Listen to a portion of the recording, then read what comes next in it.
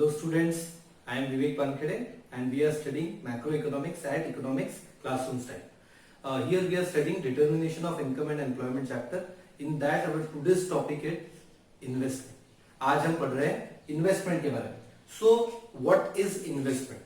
So basically investment की जब हम यहाँ पे बात कर रहे हैं तो either it is done by the private firms, private organizations or it is an investment which is done by the government. Okay, so let us see first of all कि what is investment. पहले इसके बारे में बात करते हैं.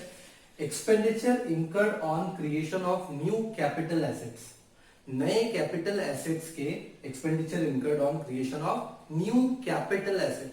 ऐसा investment जो नए कैपिटल एसेट्स के क्रिएशन में हेल्प करता है, ऐसा खर्च जिसकी वजह से नया कैपिटल क्रिएट होता है या new capital assets which will be paying off for so many years.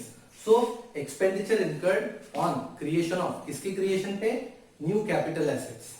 अब देखो इसको, इसमें जो कैपिटल एसेट्स है उसमें क्या क्या आता है, जैसे machinery, building, equipment, raw material etcetera. तो मतलब मशीन भी आ गई, बिल्डिंग भी आ गई, उससे रिलेटेड इक्विपमेंट मतलब जो भी और कुछ टूल्स वगैरह आपको लग रहे हैं, and then the raw material. So expenditure जब बात करते हैं इनकर करने की, तो expenditure is incurred on this kinds of assets. So ऐसे एसेट्स को एक्वायर करने के लिए जो किया जाता है that is investment. Okay, so that is investment. Investment leads to increase in production capacity. Economy की प्रोडक्टिव कैपेसिटी को बढ़ाने का काम इन्वेस्टमेंट करता है. अब आप एक नॉर्मल सी चीज सोचो कि इन्वेस्टमेंट किस चीज पे कर रहे हैं? Capital assets. सो हमारे एसेट्स यदि बढ़ेंगे, मशीन्स बढ़ेगी, हमारे पास नई बिल्डिंग्स होंगी काम करने के लिए, इक्विपमेंट्स बढ़ेंगे, रॉ मटेरियल बढ़ेगा, तो देश की प्रोडक्टिव कैपेसिटी भी बढ़ेगी. क्योंकि अब ज्यादा मशीन्स है हमारे पास तो ज्यादा प्रोडक्शन कर सकते हैं. तो ये चीज यहाँ पे है कि भाई ये तो किसको लीड कर रहा है? प्रोडक्टिव कैपेसिटी को बढ़ाने के लिए.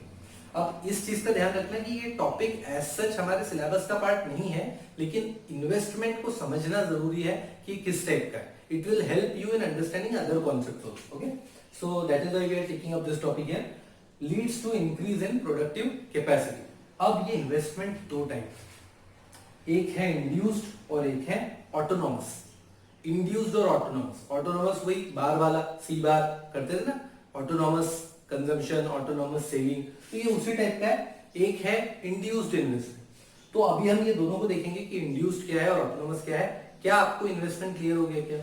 इन्वेस्टमेंट एक ऐसी चीज है जिससे कि आपके कैपिटल एसेट्स बढ़ते हैं.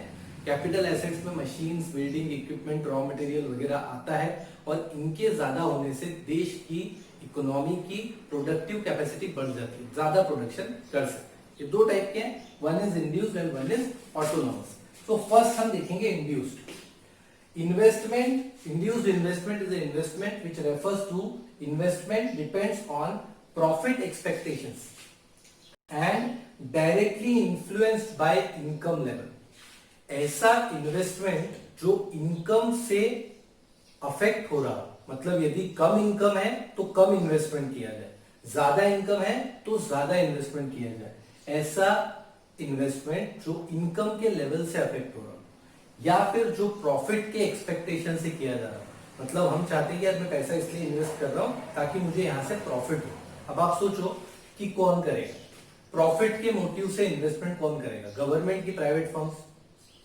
Yes you are right, private firms, क्योंकि गवर्नमेंट का मोटिव तो प्रॉफिट का होता ही नहीं.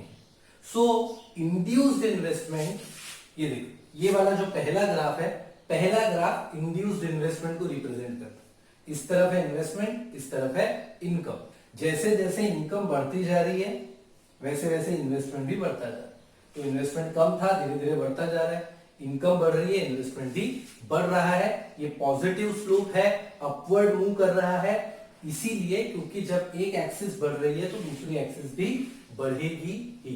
ओके, सो ये दोनों चीजें यहाँ पे क्लियर, फाइन. इनकम और इन्वेस्टमेंट दोनों ही बढ़ रहे हैं क्योंकि इनकम पे डिपेंडेंट है और प्रॉफिट के मोटिव से किया जा रहा है. मतलब वो वाला इन्वेस्टमेंट जिसको हम फायदे के लिए करते हैं. तो मैंने मशीन्स खरीदी इसलिए ताकि मैं प्रोडक्ट्स बेचूं और ज्यादा पैसा कमाऊं. मैंने बिल्डिंग बनाई इसलिए ताकि मैं पैसा कमा सकूं and all. So this investment is done by private organizations और firms. Then second is autonomous investment. Now what is this autonomous investment? Investment which is not affected by changes in income. Income के change होने से जो change नहीं होता, that is autonomous investment and it not induced solely by profit motive. वो profit motive से नहीं किया जाता, मतलब प्रॉफिट मोटिव से नहीं किया जाता और इनकम के साथ अफेक्ट नहीं होता। मतलब ऐसा नहीं है कि इनकम बढ़ेगी तो आपका इन्वेस्टमेंट बढ़ जाएगा, ओके। वो बेसिक इन्वेस्टमेंट है जो कि करना ही है और फायदे के मोटिव से नहीं, कहीं ना कहीं सोशल हेल्प, लोगों की नीड, देश की इकोनॉमी को आगे बढ़ाने के पर्पज से वो इन्वेस्टमेंट किए जाते हैं। अब ऐसा इन्वेस्टमेंट जो प्रॉफिट के मोटिव से ना किया जाए वो कौन करेगा? वो करेगी गवर्नमेंट। गवर्नमेंट करेगी वो इन्वेस्टमेंट जो प्रॉफिट के मोटिव से नहीं होता, क्योंकि वो सोशल वेलफेयर करेगा, ठीक है। प्राइवेट कंपनीज, उनका प्रॉफिट कमाने का काम है, वो भी अपने प्रॉफिट का एक हिस्सा देते हैं, लेकिन वो प्रॉफिट का हिस्सा देते हैं, मतलब वो कोशिश प्रॉफिट के लिए करते हैं, प्रॉफिट कमाते हैं और उसमें से एक हिस्सा वो इन चीजों के लिए देते हैं। कुछ कुछ लोग ज्यादा भी देते हैं, कुछ कुछ लोग कम देते हैं, कुछ कुछ तो कंपल्शन जितना है उतना ही देते हैं, लेकिन वो कमाते प्रॉफिट के लिए है और फिर उसमें से जो उनको देना है वो देते हैं। यहाँ पे कुछ और बात, यहाँ पे क्या है कि गवर्नमेंट पब्लिक वेलफेयर के लिए, सोशल वेलफेयर के लिए काम करेगी और पब्लिक और सोशल वेलफेयर के लिए जो काम हो रहा है वो गवर्नमेंट करती है। तो डिपेंडिंग ऑन आपके देश की रिक्वायरमेंट क्या है, सोशल कंडीशन क्या है, इकोनॉमिक कंडीशन क्या है, उसके बेसिस पे आप ऑटोनॉमस इन्वेस्टमेंट करते हैं। अब देखो, जो इन्वेस्टमेंट इनकम की वजह से चेंज नहीं हो रही उसका ग्राफ कांस्टेंट रहेगा। ये देखो, किसी भी इनकम लेवल पे सेम इन्वेस्टमेंट, यहां भी सेम, यहां भी सेम, सेम सेम, मतलब इन्वेस्टमेंट उतनी ही रहेगी, फिक्स रहेगी, चाहे इनकम का लेवल कुछ भी हो। इसीलिए तो कह रहे हैं कि not affected by changes in income. तो ये जो सेकंड डेफिनेशन और सेकंड ग्राफ है, ये ऑटोनॉमस इन्वेस्टमेंट है, इस पे इनकम का कोई असर नहीं पड़ता। इनकम चाहे जो भी हो, ये इन्वेस्टमेंट होना ही है और ये सोशल वेलफेयर के लिए है, लोगों के बेसिक्स के लिए है। तो ये वाला इन्वेस्टमेंट गवर्नमेंट का। और जो इंड्यूस्ड इन्वेस्टमेंट है, जो प्रॉफिट के मोटिव से किया जाता है और जो कि इनकम के साथ साथ बढ़ता जाता है, वो वाला इन्वेस्टमेंट प्राइवेट फर्म्स करती है। So this is what autonomous investment and this is what induced investment. इसमें एक चीज देखना, इसमें ये जो इन्वेस्टमेंट है ये इलास्टिक है, ये इनइलास्टिक। अब जिन लोगों ने माइक्रो इकोनॉमिक्स पढ़ा है, थोड़ा ध्यान होगा यदि, तो इलास्टिसिटी पढ़ते थे, डिमांड और सप्लाई। तो इलास्टिसिटी का मतलब क्या होता है? व्हेनेवर देयर एक चेंज की वजह से दूसरे में चेंज है तो हम कहते हैं कि इलास्टिक है, और यदि किसी एक चेंज की वजह से दूसरे में चेंज नहीं होता then we say that it's inelastic. So यहां पे बात है इलास्टिसिटी की और इनइलास्टिसिटी की। तो इलास्टिसिटी और इनइलास्टिसिटी की जब हम बात करेंगे तो ये इनकम को लेके इलास्टिक है, ये इनकम को लेके इनइलास्टिक। इनकम चाहे कुछ भी हो, इन्वेस्टमेंट चेंज नहीं होगा, इनकम चेंज होगी तो इन्वेस्टमेंट भी चेंज। तो ये इलास्टिक है और ये इनकम को inelastic. So income elastic, income inelastic. Definition तो है, डिपेंड किस पे करता है किस पे नहीं करता। और ये ग्राफ, तो it's more than sufficient for induced and autonomous investment. अब जरा एक बार थोड़ा डिटर्मिनेंट्स को देखते हैं। Okay, so now we are seeing determinants of investment. Investment को किस चीज से डिटरमाइन करते हैं? फॉर एग्जाम्पल कि कितना इन्वेस्टमेंट होगा, इन्वेस्टमेंट कैसे किया जाएगा, कितना किया जाएगा, ये किस चीज पे डिपेंड करता है। तो वो देखते हैं हम। कीन्स के according decision to invest in new project depends on two things. तो कीन्स अंकल ने क्या बताया हमको? Marginal efficiency of investment and rate of interest. तो एक एक करके देखते हैं। Marginal efficiency of investment, Keynes ने कहा भाई इन दो चीजों पे डिपेंड करता है कि आप नए प्रोजेक्ट में कितना पैसा इन्वेस्ट करेंगे कि नहीं करेंगे, वो भी सब कुछ।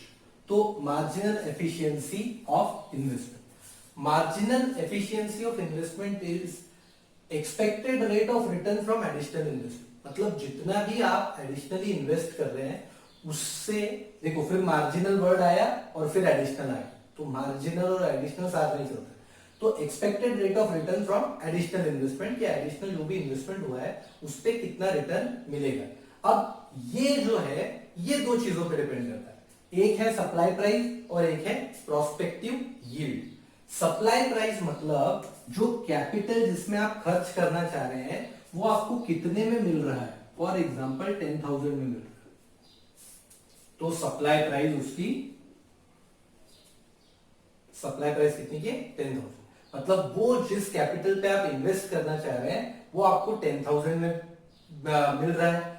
और प्रोस्पेक्टिव यील्ड मतलब वो आपको कितना रिटर्न देगा, आपको आउटपुट कितना देगा। सो फॉर एग्जांपल जो प्रोस्पेक्टिव यील्ड है, उसने प्रोस्पेक्टिव यील्ड दिया, उसने कहा भाई ये 1200 रुपए का काम करके दे, ये मशीन जो है वो अभी एक मंथ में वॉटेवर टाइम 1200 रुपीज का काम करके देगी। 1200 रुपीज के काम को करने में एडिशनल एक्सपेंडिचर आएगा 200 रुपीज का। मतलब 1200 के काम को करने के लिए एक और एक्सपेंडिचर आएगा, दैट इज 200 का। मतलब 1200 लाए हैं और 200 उसमें एक्स्ट्रा लगे हैं, तो नेट कितना लाया, 1000। तो ये जो प्रोस्पेक्टिव यील्ड है ना, ये देखता है कि नेट कितना वापस आया।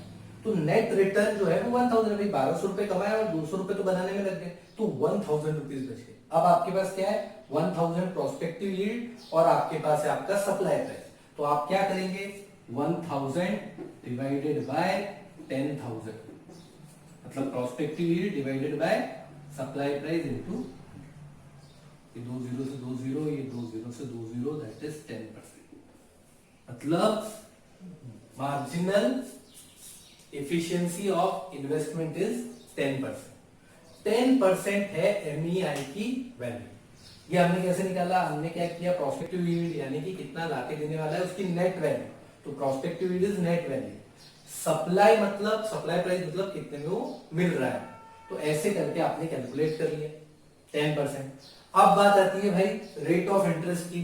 तो रेट ऑफ इंटरेस्ट क्या है, रेट ऑफ इंटरेस्ट वो चीज है कि ये जो 10,000 आपने यहाँ पे खर्च किए उसके लिए और जो 200 आपने यहाँ पे खर्च किए उसके लिए, वॉटेवर जो भी खर्च आप कर रहे हैं, आपने जो मार्केट से पैसा उठाया है वो आपको कितने में मिला। तो आरओआई, रेट ऑफ इंटरेस्ट, यहाँ पे ना आरओआई वो रिटर्न ऑन इन्वेस्टमेंट वो अलग टॉपिक है, वो हमारे इकोनॉमिक्स का नहीं है, एंटरप्रेन्योरशिप में आता है।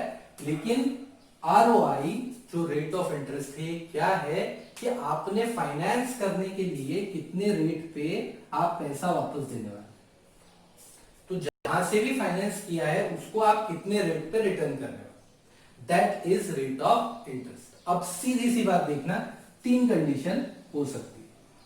Marginal efficiency of investment could be greater than ROI, it could be equal to ROI, it could be less than. लिख ही लेते हैं, बाल से लिख लेते हैं, ठीक। Okay okay okay okay okay, ये 3 कंडीशन पॉसिबल। या तो जो आपने कैलकुलेट किया है मार्जिनल एफिशिएंसी 10%, ये रेट ऑफ इंटरेस्ट से ज्यादा है, मतलब रेट ऑफ इंटरेस्ट से 8% है और ये 10%, मतलब आपको देना 8% है और मिलेगा 10%, तो डेफिनेटली आपका प्रॉफिट है, आप उस प्रोजेक्ट को ले सकते हैं और इन्वेस्टमेंट कर सकते हैं। यदि बराबर है, मतलब जितना देना है उतना लेना है, तो फिर मुझे लगता नहीं कि कोई इन्वेस्टमेंट करना चाहेगा। यदि अपनी प्रेजेंस के लिए या अपना नाम बना के रखने के लिए कोई करना चाहे तो ऑप्शनल है, लेकिन बचेगा कुछ नहीं, वो क्लियर है। ये जहां पे कि जो रिटर्न आने वाला है वो और जो चुकाना है वो, मतलब देना पड़ेगा 10% और आएगा 8%, यहां पे कोई भी इन्वेस्टमेंट नहीं करेगा। और इस केस में भी वो स्टार्ट करेगा तो कब तक करता रहेगा, जब तक ये इसके बराबर ना हो जाए। जैसे इसके बराबर हो जाएगा फिर नया इन्वेस्टमेंट नहीं करेंगे, क्योंकि नए इन्वेस्टमेंट को करके फायदा कुछ है नहीं, कुछ वापस रिटर्न मिलेगा नहीं। ये वाली कंडीशन में जब तक भी मार्जिनल एफिशिएंसी ऑफ इन्वेस्टमेंट ज्यादा रहती है रेट ऑफ इंटरेस्ट से, तो उसको यहाँ पे जो रेट ऑफ इंटरेस्ट है वो वाला इंटरेस्ट है जो आपको चुकाना पड़ेगा जिस रेट पे आपने पैसा मार्केट से उठाया। ओके, तो यदि मार्केट से जितने में पैसा उठाया है वो इज लेस देन जो आपको मिलने वाला है, वो उसी केस में आप इन्वेस्टमेंट करोगे, वो भी तब तक जब तक वो इक्वल नहीं हो जाता। जैसे ही वो कम होता है तो वो तो सवाल ही नहीं उठता, रादर इक्वल होने पे ही नया इन्वेस्टमेंट नहीं किया। इन्वेस्टमेंट कोई भी फर्म तभी नया करेगी एडिशनल इन्वेस्टमेंट, क्योंकि देखो इट इज इंड्यूस, वो प्रॉफिट मोटिव से होता है। यदि आपको कुछ बच ही नहीं रहा है तो कोई इन्वेस्टमेंट करेगा क्यों? तो इसीलिए इन्वेस्टमेंट तब किया जाएगा जब आपको कुछ बचे। तो ये क्लियर हुआ। ये आपका पूरा इन्वेस्टमेंट का टॉपिक था। मेजोरिटी बहुत ज्यादा इसके ऊपर थ्योरी क्वेश्चंस आते नहीं है, but it's nice to understand कि देश में इन्वेस्टमेंट कैसे होती है और थोड़ा बहुत रिटर्न के बारे में आपने जान लिया। तो ये आपका था इन्वेस्टमेंट का टॉपिक। अब आगे के टॉपिक्स, इसके अंदर अब हमको काफी सारी चीजें पता लग गई है। तो now we will get into serious discussion about aggregate demand, aggregate supply, equilibrium and all. तो उसके लिए अगला वीडियो। Thank you.